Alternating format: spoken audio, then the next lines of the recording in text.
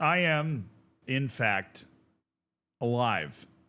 And if there's one thing that was ever going to resuscitate me, it was World Cup qualifying.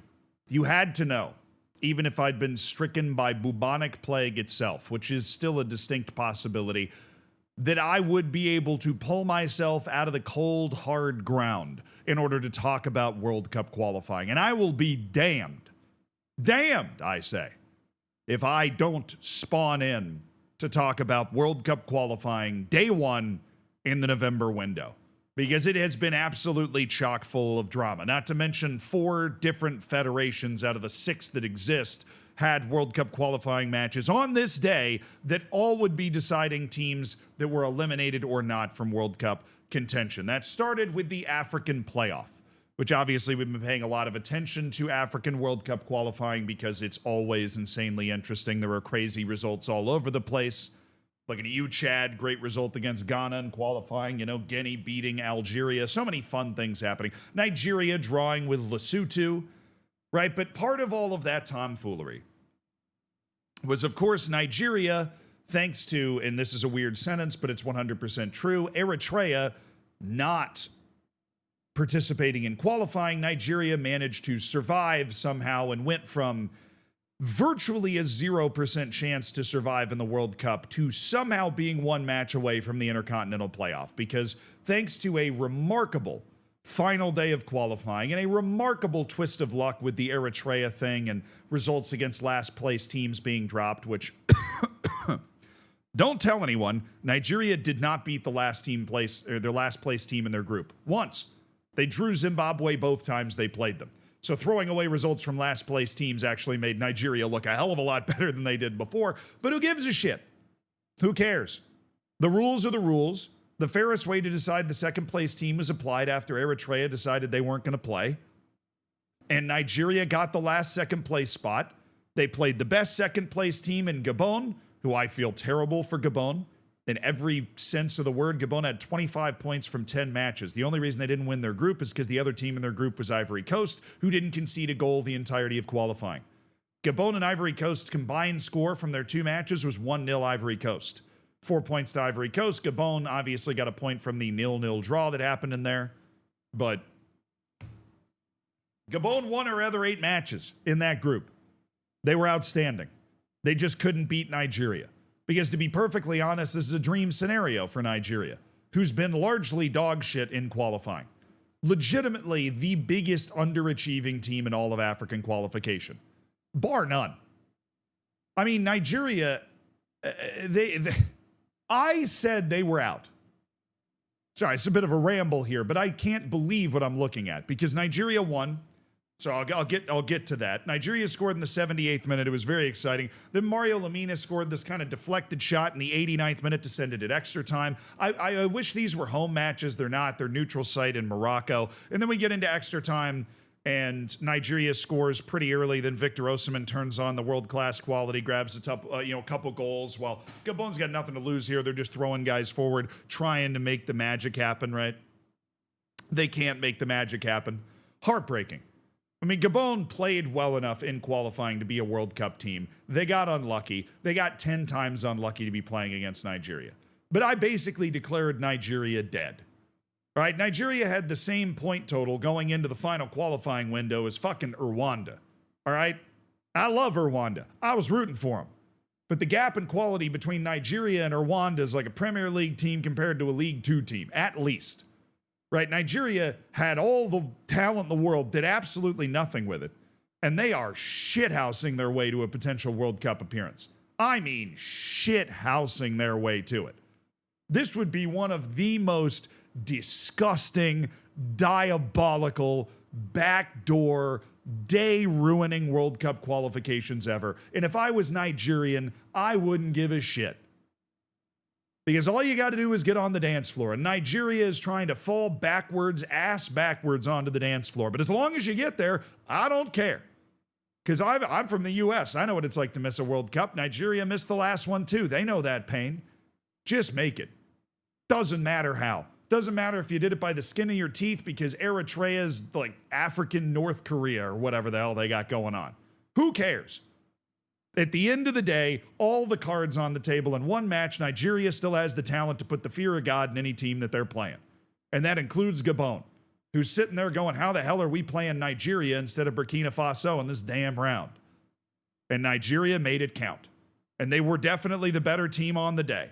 Because finally, with all the cards on the table, they looked like what Nigeria is supposed to look like. So congratulations to them. But if you were looking for a bit of an upset, fortunately, you got DR Congo against Cameroon. Cameroon's been living lucky for a while.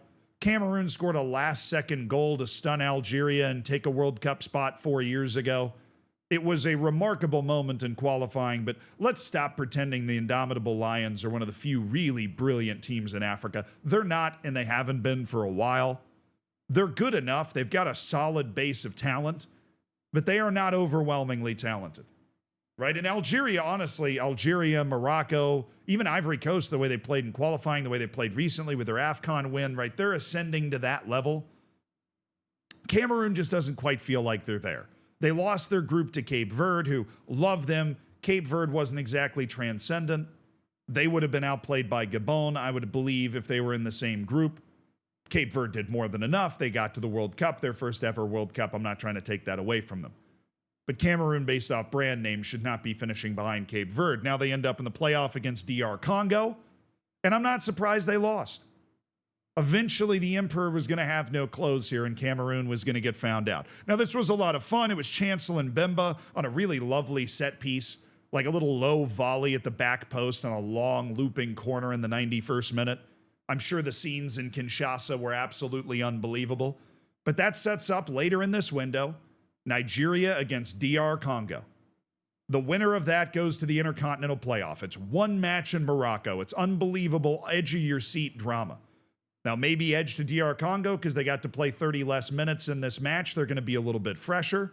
Cameroon's licking its wounds. They would have been the betting favorite in this match, so a little surprised maybe that they're going out. The magic run of Gabon, a nation that had never been to the World Cup, the only team in this playoff that had never been to the World Cup, is also over. And one more team's hearts are going to be broken, and one team's going to be booking some matches in March that are going to decide their World Cup fate. Then there was Asia. Asia's got its final round playoff going on between the United Arab Emirates and Iraq. Same stakes as the African playoff. You win this, you go to the Intercontinental Playoff. You'll be joining either Nigeria or DR Congo there in a group of 6 teams where only 2 go to the World Cup. So you're giving yourself a 33% chance to make it through, essentially. This is a home and away. I'm sure Asia had to resist the urge to put both matches in the UAE, but the first match is in Abu Dhabi.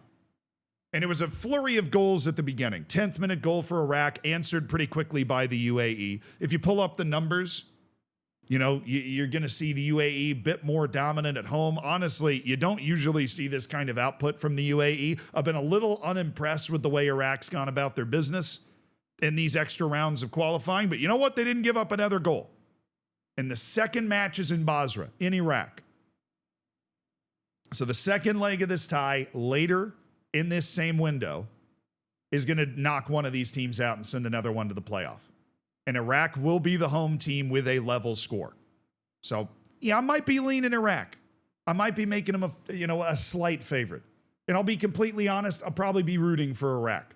There's something that's just, it feels a little weird about the UAE national team, like the vast majority of their national team doesn't really have ties to United Arab Emirates. I mean, they are eligible to play for the team. They've lived there for a while, right? But it just, I don't know what it is. It's a gray area for me. It's like when a critical, it's cool if it's a couple guys, like Kyrgyzstan, right? Has 2 or 3 kind of African dudes that play for them. But I think that's cool. They've moved to Kyrgyzstan. They've adopted the culture, whatever. That's just the first example that came to my head. Right, but the UAE, it's kind of a critical mass where it's really the vast majority of their team are Brazilian dudes that have just played in the UAE league for a while. And so I'll be rooting for Iraq. It's a football-mad nation that could absolutely use a win. And there's another nation later in this same video that could also use a win that I'm really rooting for as well. So I hope Iraq ends up at least being able to go to that playoff. I think it would be, a whole bucket of fun for them and a really nice moment for them. But while that's really going to come down to the second leg, we'll go into what's happening in Europe, where we had a couple of interesting early matches.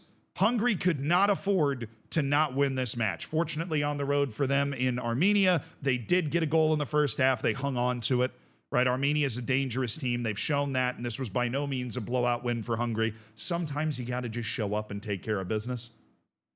It's exactly what Hungary did in this match. Show up, take care of business, live to fight another day. Another team that took care of business was Iceland on the road against Azerbaijan. Iceland 5 years ago does not win this match, right? Iceland dipped after their World Cup, their Euros run and their World Cup appearance. They dipped, but now they are back and they are getting the right results again, right? This is a composed 2 goals in the first 39 minutes, composed. We dominated possession. We dominated XG performance against Azerbaijan. It's exactly what the doctor ordered for Iceland. And as we can see in the table, a necessary win, right? If they didn't win this match, then Ukraine would be in the driver's seat. Now, Ukraine lost to France. That was their result. And that means that in the final match day, in order to get to the playoff, Ukraine has to win at home against Iceland. Ukraine will basically be playing a neutral site game against Iceland. If Ukraine wins, they take the second spot, but with a win or a draw, Iceland takes the second spot and is headed to the playoff. So reports of Iceland's demise are absolutely greatly exaggerated. But a moment for Norway, who have virtually clinched a spot at the World Cup. Now, they almost automatically clinched a spot at the World Cup. They didn't quite get that because of some late Italian goals, but they won at home 4-1 against Estonia. They had to sweat it out a little bit. You'll notice this is all in the second half. It was 0-0 at halftime, and you're thinking, oh, goodness, is Norway actually going to bottle this? They haven't been to a World Cup since 1998. They didn't bottle it. 4 goals in a 12-minute stretch, including a couple from Erling Haaland, of course, who I think has twice as many goals as matches played for Norway in this group. Now has Norway flying. They have won all 7 matches they've played. They have 21 points and a plus 29 goal difference. Meanwhile, fucking Italy. I have no idea what they were doing in this match. On the road against Moldova, they did not score until the 88th minute. If they didn't score that goal, they didn't score those 2 goals right at the end, then this would already be over. As it stands, because of the 2 goals, goal difference being the confirmed number 1 tiebreaker, with goals for being the next tiebreaker, Italy needs to win at home against Norway 9-0. They need to score a goal every 10 minutes for the entire match. Is it impossible? No. Is it excruciatingly, extremely unlikely? Yes. And what this means is Norway is going to go to its first World Cup since 1998, and Italy is going to go to a playoff where only 1 out of every 4 teams qualifies for the World Cup, which means Italy likely, statistically speaking anyways, will miss the World Cup for the 3rd straight time. The last World Cup Italy went to was 2014. They have missed the last 2. Italy, who won the Euros in that stretch, they can't do it. They can't make it to the World Cup. I don't know. I have no idea. You're out of explanations. It's not like they're short of talented players. Or are they at their absolute peak? No. But are you telling me, I mean, Italy's got a top 10 talent pool in the entire world, and that's being harsh. It's probably higher than that. I mean, it boggles the mind how they're not able to put a national team together that is able to execute at a higher level than this. But once again, the playoff where they got smited by North Macedonia last time around is going to come nipping at their heels again. They're going to have to play a team like Iceland in a one-off match. You don't want to be there. Especially because everybody playing against Italy feels like they're playing with house money. You have the pressure. You're supposed to win because you're fucking Italy. That's where they are. And it's basically confirmed that that is where they're going to be. Meanwhile, in the whole Albania-Serbia showdown we had going on, Albania left it to the 67th minute to score the winning goal at Andorra. But that was a crucial winning goal. Because for Albania, it's all about survive and advance. And they survived and they won and they are advancing. Albania's headed to the playoff. The World Cup playoff. While Serbia, a team that has been a pretty regular side at the World Cup, is not going. They've officially been eliminated. Not only have they been eliminated by a hated rival. Now, they got eliminated because England won 2-0. And it was an impressive second goal by Eberechi Eze. I don't know why I just decided to butcher his name for some reason. Eze did a very nice job. It was a fantastic goal if you didn't see it. And that puts, obviously, England's already in the World Cup. They are definitely in the World Cup. Also, shout out to France, who with this win managed to confirm mathematically that they would also be going to the World Cup. They had not confirmed that up to this point. And then there's this weird fucking score. Troy Parrott just scored 2 goals for Ireland in the first half. First one was a set piece. Second, kind of a lazy counter almost, where Portugal fell asleep a little bit and he snuck the ball in at the near post. And then Ronaldo got a red card. It's an obvious one. He elbowed the fuck out of a dude. I have no idea what he was thinking. The Irish crowd really wound him up. And it was an insane Irish crowd. I mean, like, it was nuts. Here's the first goal. Put your seatbelts on for this. Drilled in around the back, Scales wins the header in! Troy Parrott! Now, look, the reason this was so particularly significant is because if Ireland lost this match, they were out of the World Cup. Their World Cup dream was dead. And if you're hungry, you're thinking, well, Portugal's going to take care of Ireland. All we have to do is win against Armenia, and we're going to be in the playoff. Well, now this whole group's fucked up. Not only is Ronaldo going to miss the final match, which honestly probably helps Portugal, right? Portugal's not safe. If they had won this match, they would have gone to the World Cup. All they got to do is beat Ireland. Now they lose. Ireland's 1 point behind Hungary going into the final match. Well, guess who they're playing? Hungary. Winner takes second place. Or if Armenia decides to pop up, as they've shown they're capable of doing, hell, they popped up and beat Ireland earlier. Ireland's apparently way better than anybody thought. Right? If Armenia pops up and beats Portugal, a win for Hungary sends them straight to the World Cup. And a win for Ireland by a couple of goals would do the same thing. Mathematically, it is still possible for 3 teams to win this group. And you're saying, well, that's probably impossible. Well, I wouldn't have said Ireland was going to smoke Portugal by a couple of goals, but it happened. We're entering one-off match territory now. And the reason for that incredible intensity for Ireland, which they needed and which they got and they absolutely delivered on, is because their World Cup would have been dead otherwise. Now it's very much alive. It's one match to rule them all. If you win the Ireland-Hungary match, you're still alive. If you lose that match, you're out.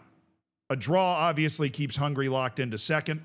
Portugal, if they can win against Armenia, will go to the World Cup.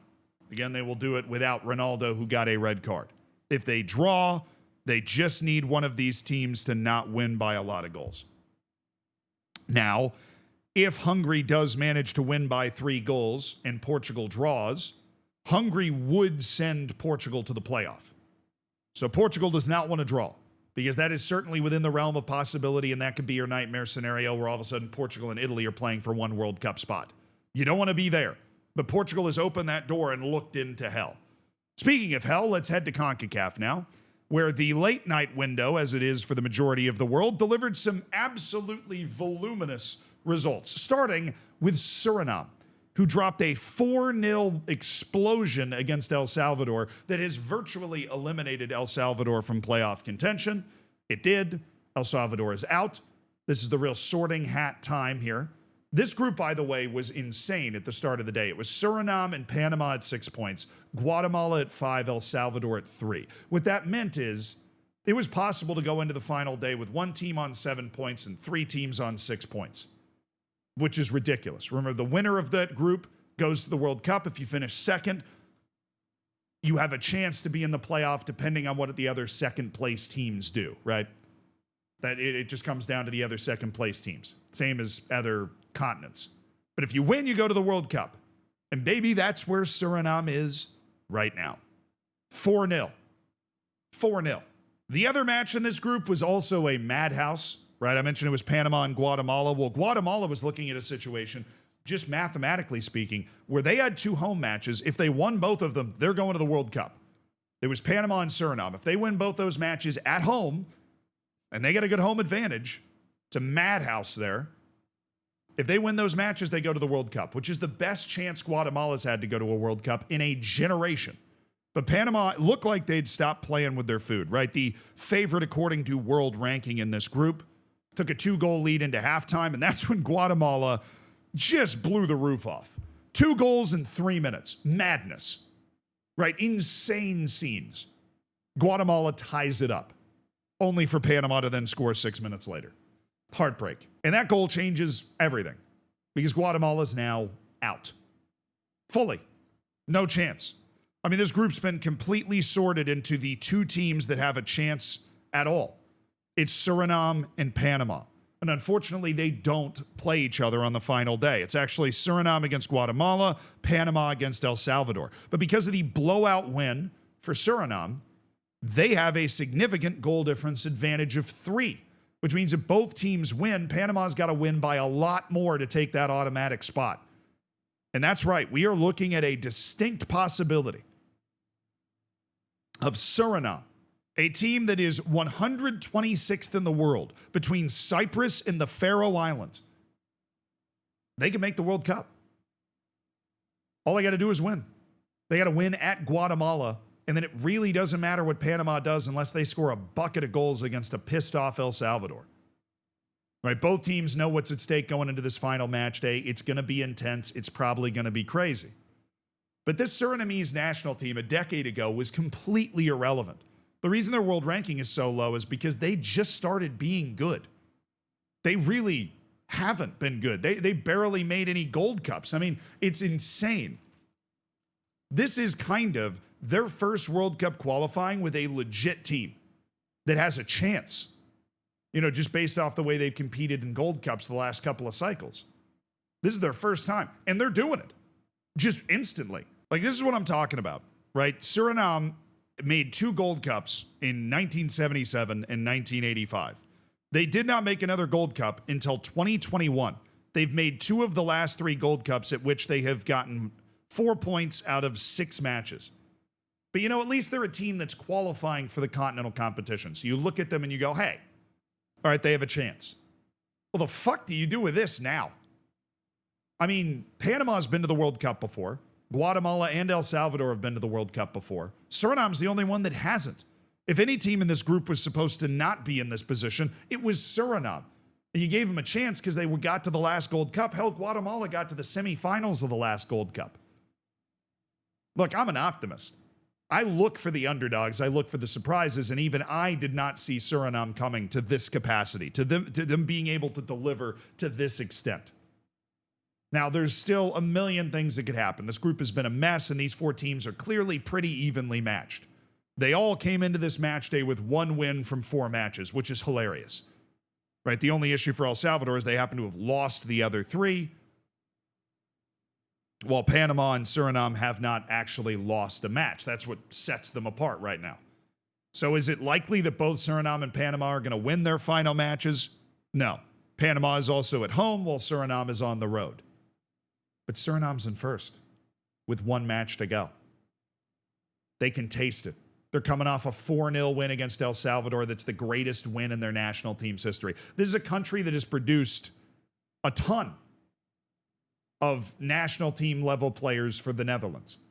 And it is just really nice to finally see them kind of get in their own moment. Now, the next group was equally as interesting.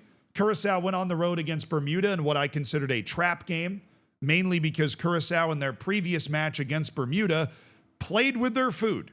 They won 3-2 after going, into halftime at a 2-2 level score. Right? It was nerve-wracking. Now they go on the road against Bermuda and win 7-0. So I think Curacao knows that they have a chance to win the World Cup. The issue for them is that because they drew against Trinidad and Tobago in their previous match, if Jamaica beats Trinidad and Tobago, then Curacao has to beat Jamaica on the final day to get an automatic World Cup spot. Well, whoop-de-fucking-do to Curacao. Because Trinidad and Tobago, potentially the best spoiler team in the world, when you desperately need a result against them, they will steal it from you. And they did it again. I watched them do it to the U.S. I've watched them do it to Jamaica here. This match could very well determine if Jamaica is going to the World Cup. Because now Jamaica needs to win against Curacao, which guess what? They lost to them the first time they played them. Now this match is going to be in Jamaica. So Jamaica's at home. If you beat Curacao, you go to the World Cup. Jamaica's the favorite in this group. They are way more talented than Curacao and Trinidad and Tobago and definitely Bermuda. They are the top-seeded team in this group. They should, based off of the World Cup expansion, they're like the team that should be getting in basically every time out of CONCACAF with that expansion. They are also famous for fumbling. This is a team that has made multiple Gold Cup finals but never actually won the Gold Cup. In fact, there was a stretch where they had made more consecutive Gold Cup finals than either the US or Mexico because they keep losing to either the US or Mexico in the Gold Cup final.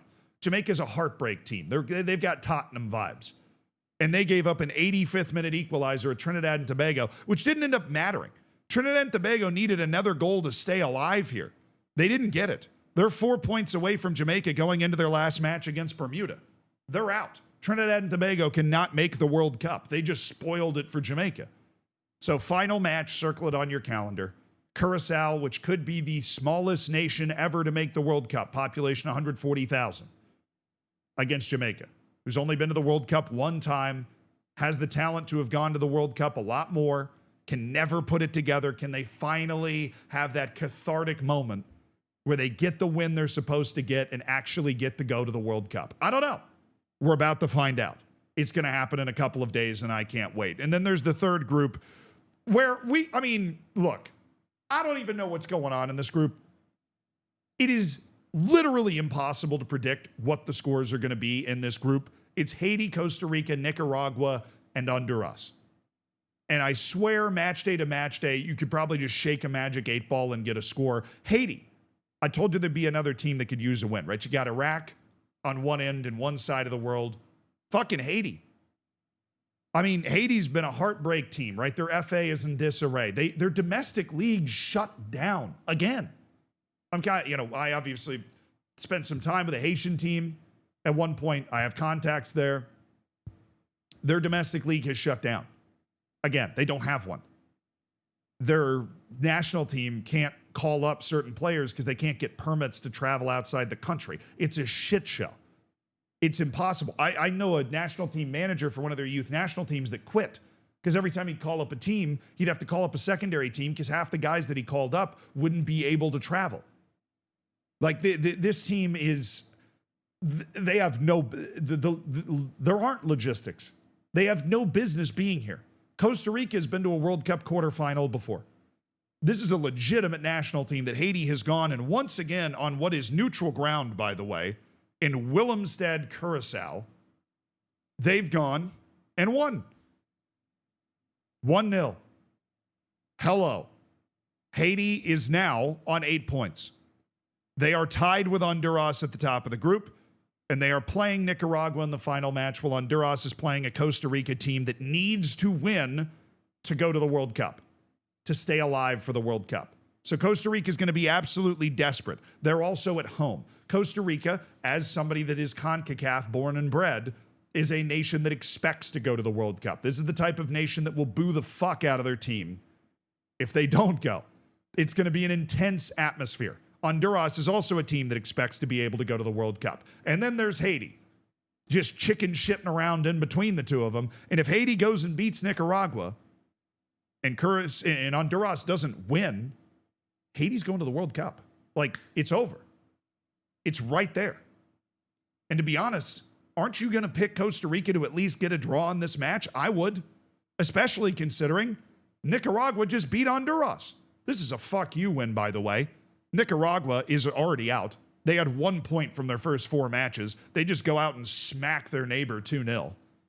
I mean, this is a little Central American derby right here, and Nicaragua's got the laughing, they've got the bragging rights. I don't know what Honduras is doing here. If Honduras wins this match, they're basically guaranteed a spot in the World Cup. Right? If they lose to Costa Rica, Haiti wins, that comes down to goal difference, right? But Honduras would be absolutely in the driver's seat. They're playing the worst team in the group, and they just get smacked. Early goal, late goal, Nicaragua out-XG'd them. I mean, if you're Nicaragua, you're probably sitting here going, damn, I wish we'd done that a little earlier instead of getting dumpstered for 3 straight matches so that we're out of the World Cup. But that's a nice, prideful result. Then if you're Haiti, I mean, you got to send some sort of international gift to Nicaragua because they've just thrown the door open. And now Haiti is going to go play in maybe Willemstad again. I don't know. It's a neutral site home game for Haiti because they can't play in Haiti. right? They're not allowed to. Their clubs, when they're playing intercontinental competition, can't play in Haiti either. They play in the Dominican Republic or wherever else they can find a stadium to play in that everything's okay for the travel and whatever. But this Haitian team now will have a neutral site game against Nicaragua that if they win, they have good odds of just going straight to the World Cup. And we could have an all-Caribbean automatic qualifier, by the way. Suriname count, they're in the Caribbean Federation, even though they're part of South America. They're culturally Caribbean, basically. They're considered culturally Caribbean. Obviously, they're in the Federation, so yeah. There are three parts to CONCACAF. There's your North American compadres, which would be USA, Canada, and probably Mexico. You can throw into that. You've got Central America, which is where you have your Honduras, Panama, Costa Rica, right? And a bunch of other nations thrown in there, but those are kind of the power nations. And then you've got the Caribbean. And the Caribbean, honestly, basically never makes the World Cup. Jamaica's made it once. Trinidad and Tobago's made it once. It's just not something they do. Right? But if you had Suriname, Curacao, I mean, it could be Curacao or Jamaica. It's Caribbean either way. And then Haiti. I mean, hot damn, the emergence of Caribbean football is here. The scales have swung. Central America fallen off and the Caribbean's on the rise. It's right there, but right in front of our eyes. Right when it looked like Haiti was falling out. 3-0 loss to Honduras. Oh, it's the end of the world. They find a win against Costa Rica. It's amazing how quickly these little 4-team groups can change with just one result. You just got to keep your hat in the race. And that final day is going to be crazy. By the way, the second place table looks like this. Right now, it's Jamaica, Panama, and Haiti. Right? But this is obviously all going to change. There's a million different possibilities. As long as you're not the worst second place team, you go to the Intercontinental Playoff. If you are the worst second place team, then unfortunately you are also out.